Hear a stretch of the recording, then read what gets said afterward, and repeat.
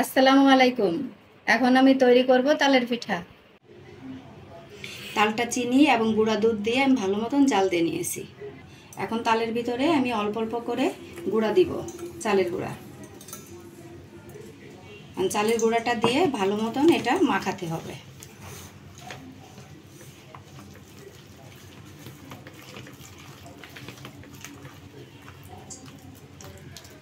চালের গুঁড়াটা ফ্রিজে ছিল, এজন্য দলা দলা হয়ে গেছে। এটা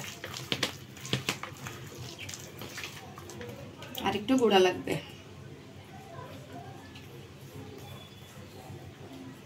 আমি এই তালটা একটু নরম করেই মাখাবো। যত নরম করে মাখানো যাবে পিঠাটা তত নরম হবে, খেতে অনেক ভালো লাগবে।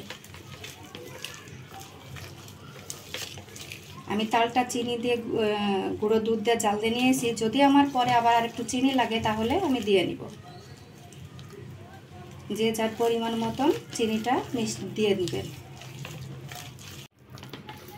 এখানে আমি নারকেল কোরানো দিয়েছি, দিয়ে এভাবে মাখিয়ে পিঠাটা বানাবো।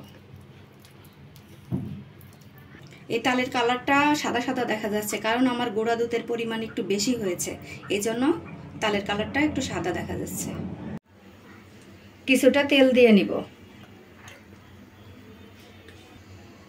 তেলটা গরম হয়েছে নাকি একটু দেখে নিতে হবে। হয়ে গেছে গরম। এখন আমি অল্প অল্প করে তাল মাখানোটা দিয়ে দেব এইভাবে।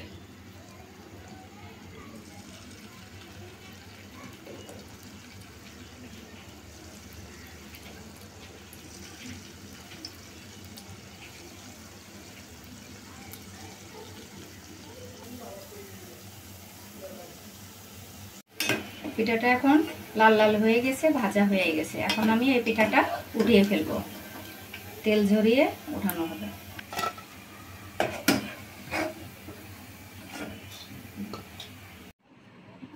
তৈরি হয়ে গেল তালের পিঠা।